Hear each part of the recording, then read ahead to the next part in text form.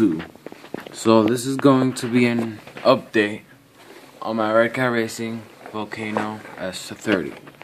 So since the last update, I've gotten more parts. One of those parts was these tires, these rear tires. Got these new J Concepts subcultures right here, you see? The 2.8 size rims. They're actually very nice. Like, size wise, they're about the same size as the normal 3.0 inch Redcat tires.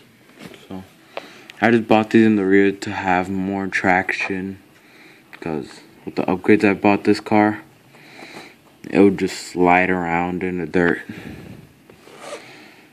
So yeah, another thing that I got for this truck, not that I got, but like that I did, is I painted this new Raptor SVT body from J Concepts, also same brand as the tire. I know it isn't the best looking. Just remember, this is my very first body I've painted. Right there, I messed up a little bit. Here, see it? Right there. Little blotch of white, because I painted the inside white. That little black spot there is that I messed up. So also fix that a little. You can see right there, that little dot right there. I by accident touched it too early, but it's okay. So, another thing that I've done to it, you can see that there's a cable connected to it. Well, right now I'm charging it. I put it to charge about an hour ago or so. But bam! This is a truck. I finally got the rechargeable battery in. I put it in. Put some decals in there. I finally put it in. Here. OFNA 1700 mAh battery. Right? I needed a new switch for it, because it had the Tamiya plug. So yeah. And the Tamiya plug, the good thing that it brought is that it brings this little cable you could just stick out for you to charge it. So I'm charging it actually right now as we're talking. Some people will, for the people who will ask, yes, I do use this switch.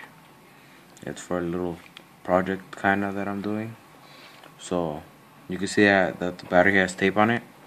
Well, I opened the battery, like I took off the covering, and I took out 2 cables, one negative, one positive, off of one battery, and it's a 5-cell battery, 6 volts, so it should have a little bit over 2, not 2, like 1 point something, maybe less.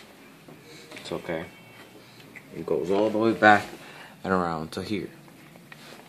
I already bought it, but I bought Traxxas, the Traxxas Rotostar cable that goes from here to the spark plug in there. So I'm gonna solder it here. It's gonna be going in there, and the negative, I already grounded it right there. So if I take out the glow plug and I switch this plug on, yeah, it will turn on. Another thing that I did, I got this front wheel brace right here. It's a front wheel brace off of HSP.com. Not from HSP.com, but it's an HSP. Right there. And since I got the front one from HS, and since I got the front, this thingy, the brace, the front brace, not the front wheel brace, the front brace itself. I got it from HSP. And the HSP and the Redcat look different. They look like the HSP has like fatter aluminum. Redcat uses right here, it goes really thin and then it opens up wide. Here the same, but it's circular. It's not squarish here. These are circular. Well, I got the same type in the back. So yeah. And that's about it.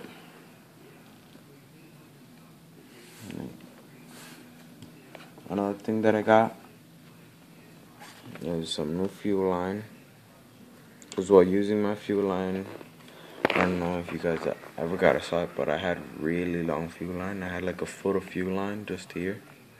It did this. It went from the gas tank all the way down here, up here, went across like that, but it was really loose, so fuel could pass through. I had a clear air filter right here that was like about that long, just about like an inch and a half right there, and then it'll go to a motor. It was like 10-15 inches, somewhere around there. It was really long. I made it really loose, like it could go around here, and it was like just like it really wasn't. It was really loose. So while running it on one high-speed run, I don't know if it was that the air pushed it or something, but the fuel line got caught in the transmission right there, and the clutch bell and everything got stuck in there, and it just ripped it to pieces. My car shut off, and it just destroyed it. Like, it didn't even look like fuel line no more. Like, because when that happened, it pulled it in, and it pulled it from here and from there. And the fuel filter, it completely broke because it was like a really thin plastic that was clear. It wasn't like a fuel filter, it was just like a little bit of clear thing. It was like just a little bit of clear in it, which was fine. But it pulled it all out. It pulled it out completely. I just threw it out of right here. It took me a while to fix that. Like, I don't know if you can see it, like, if you look on the gears, you see that there's like a little bit of fuel and stuff on it. There's a little bit of shiny. Well, that's the old fuel and fuel line that it destroyed. Yeah. I got new shocks on the front. I put in new oil for the shock. This shock, and I got new springs. For the rear, I have the same old shock, same old, just with a new spring in. This little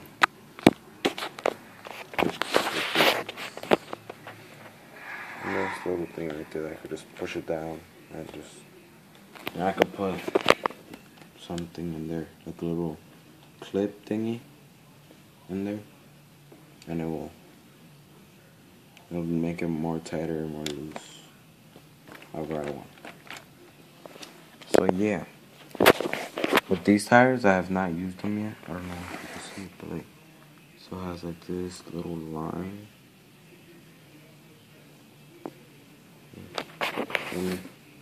Focus it. It has a little hole right there, which is, I don't know why, but I think it's supposed to be like that. I do not know. That little itty bitty hole. But it doesn't do difference because these wheels, like this is the blue compound. You can see it's blue. Blue compound. this tire is like, compared to this one, I could like go like that. This one really like sturdy, more sturdy. But the only thing is that it won't absorb as many hits as the front. That's why I left these in the front. I don't even know if these have foams. I really don't know if they do, but you're okay. The rear ones, I know they have foams. One thing that I really don't know about, can you guys help me? Is the preload on the springs or the shocks, whatever you want to call them. I don't know how to do that. Do I need to get like new shocks or something? I'll get them. Because one thing, look, you can see the shock. You can look at the shock right there. That's not even look right there, I'm completely in there. There the wheels are touching. There it's on the floor. And the only thing that is happening right now is that the front tires, if you look right there, look, in the air,